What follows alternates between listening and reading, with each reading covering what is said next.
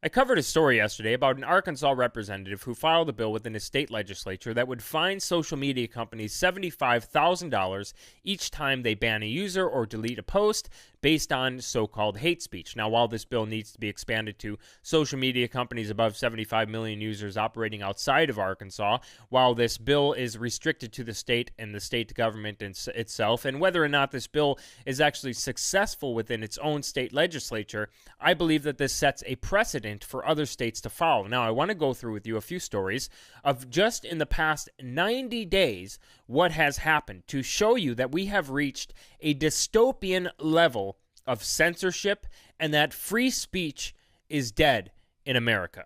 Kyle Murray, who you may have heard of, the recent Heisman Trophy winner, was forced to apologize for, quote, homophobic tweets, according to USA Today, that resurfaced after he won the Heisman Trophy. So right after he accepted his award, the Heisman Trophy, all the hard work that he had to put in, the leftist outrage mob went and found some old tweets of his and forced him to apologize, ruining his entire day, probably his entire day that he worked so hard for, completely ruined by the leftist outrage mob. Oh, and by the way, the tweet he posted that resurfaced, that they forced him to apologize for, was posted when he was 15 years old. Now, a similar thing happened to Kevin Hart, as I covered on my second channel. Link in the description. If you're not subscribed over there, go subscribe. I cover news stories over there that I don't cover over here. He was forced to step down, or he opted to step down as the host of the Oscars, something that he said that he wanted to do for quite some time now, over old, quote, homophobic tweets that he posted years and years ago. Now, remember, Kevin Hart is an actual comedian. So they are going after actual comedy. And remember this, because this is going to come up towards the end of this video. Now, neither of these guys, in my opinion, should actually apologize. We need people to actually start standing up and refusing to apologize to these people, because this is the first thing that they want. They want an apology. They want to destroy your career. They want to destroy your livelihood and your well-being. Now, if we go to another recent story, which I also covered on my second channel, Sargon of Akkad, Milo Yiannopoulos, James Allsup, and amongst a plethora of others who have been banned in the past, were all banned from Patreon. Now, I think that they are actually moving over to another type of a crowdfunding account, which probably I will as well once I hear about Gab's alternative, and then also once I learned a little bit more about Subscribestar and others.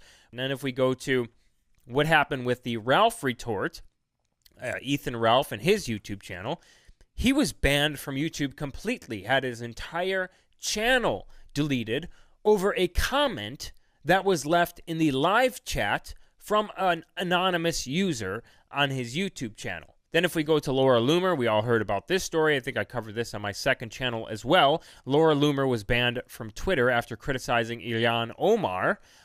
Jordan B. Peterson recently asked for a list of people that were banned off of various platforms. I'm not exactly sure why he was asking about this, but he was talking in specifics about Sargon of Akkad, Milo, and people who have been banned from Patreon. Well, Gab provided him with a list, and we have Red Elephants, Owen Benjamin, Sabo, Sam Hyde, Jared Taylor, American Renaissance, Anthony Cumia, Tommy Robinson, Paul Golding, Jada Franzen, and remember, Jada Franzen was banned after she got retweeted by Donald Trump. James Allsup, immediately. James Allsup, Baked Alaska, Roger Stone, Martin Shkreli, Chuck Johnson, Milo Yiannopoulos, Laura Loomer, Liz Cronkin of OAN News. Of course, we have Millennial Woes, who we had on this channel to talk about that. Alex Jones and InfoWars were banned from every single platform because of, in Tim Cook's word, right? Remember the speech that I covered on this channel, the truth about internet censorship and who's behind it, along with the, talking about the ADL and others. Remember Tim Cook, what he said,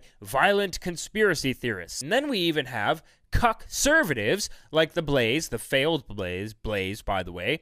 And, we all know the host of The Blaze over there, who we talk about quite a bit, Conservative Inc., his parting ties with Gavin McInnes. CRTV severs ties with Gavin McInnes, Proud Boys founder. His page on CRTV, sorry, this page you were looking for does not exist.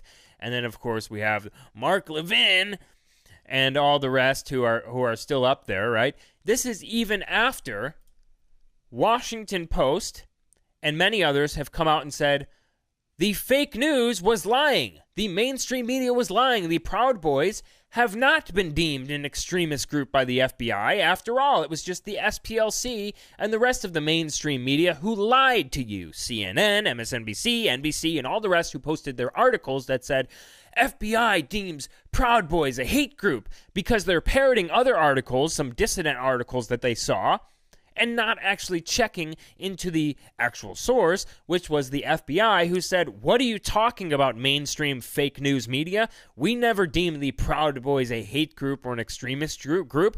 We understand they're just this drinking club that has a bunch of different members who act in only self-defense when Antifa attacks barges into our Berkeley rally where Ann Coulter and many others were supposed to speak, tearing down these separator fences, throwing M80s at us, while the cops stood around doing absolutely nothing. They responded in retaliation. They always only respond in self-defense and retaliation to Antifa violence, with which the mainstream media, by the way, does not want to highlight. All the while people like at BuzzFeed and in New York Times in the case of Sarah Jeong and Don Lemon in the case of CNN can say whatever they want about white people. Verified accounts, by the way. BuzzFeed's still allowed on Tim Cook's App Store.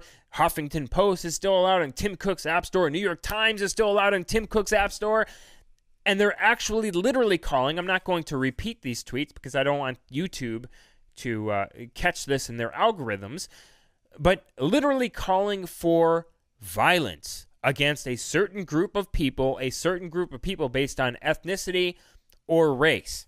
Nothing happens. Their verification badges do not go away, do not get taken away, they do not get banned.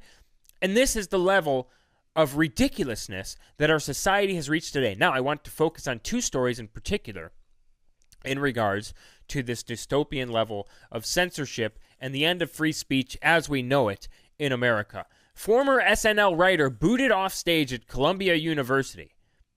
So a former SNL writer was yanked off stage, had his microphone cord yanked out by crazy SJW students during the middle of a performance at Columbia University for telling jokes about race and sexual orientation that made students uncomfortable in their safe space.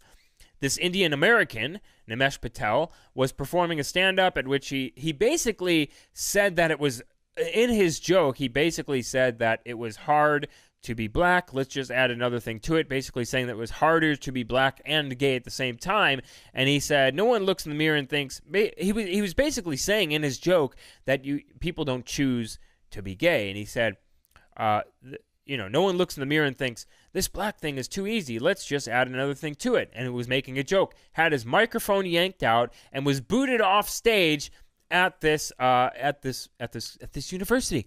This reminds you of when Milo tried to show up and speak, and at Berkeley, the students burned the campus down. Media didn't talk about that. And Coulter shows up to speak. Students break windows. The inauguration, Antifa breaks windows. None of them are prosecuted, by the way. It burns up limousines. Eric Clanton, the professor at Diablo Valley College, hit someone over the head with a steel bike lock. He got probation. Meanwhile, everyone on the right who's acting in self-defense, all they have to do is deem them as a hate group or an extremist group. This is the tool that they use. And they get arrested.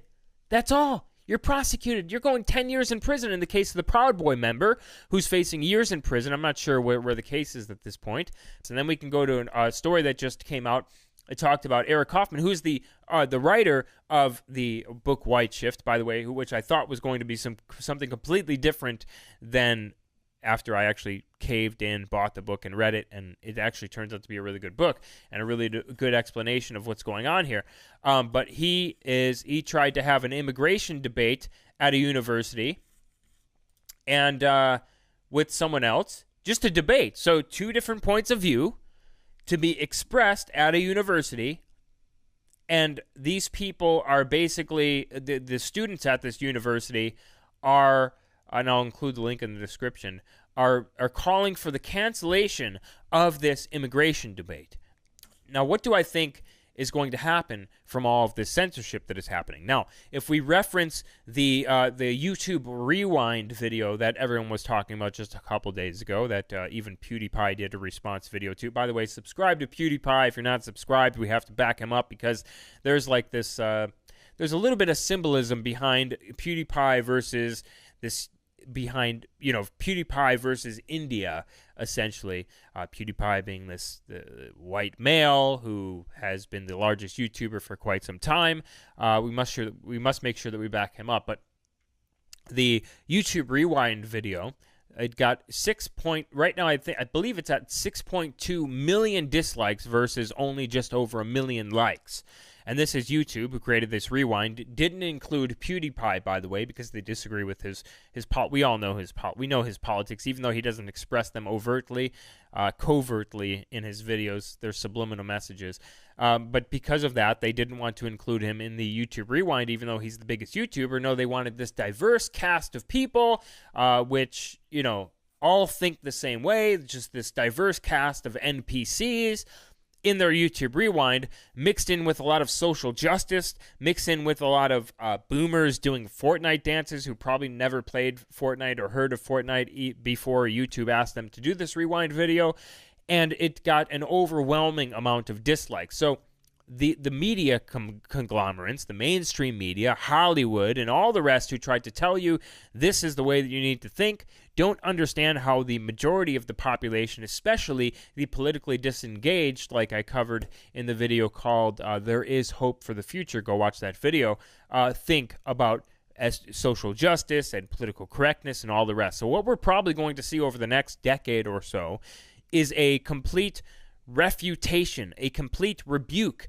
of this social justice and political correctness and pearl clutching, like we saw during the whole, you know, you can't listen to heavy metal music because it's of the devil, you can't smoke weed because it'll make you kill people, and all the rest. Their children rebelled against their parents, and what we're going to see is the next up-and-coming generation, probably principally the white portion of that generation. I'm not sure about the rest. Like I said in the video, there is hope for the future. But they're going to rebel against this political correctness, against this sort of pearl clutching ideology. And they're not going to like what happens. I mean, their social media companies and platforms are going to completely fail if we don't see states follow suit with the Arkansas representative who filed a bill in his state legislature. If we don't see something happen at the federal level, we're going to see there's a movement happening against censorship, and it's only going to grow. Oh, that's hot. That's hot.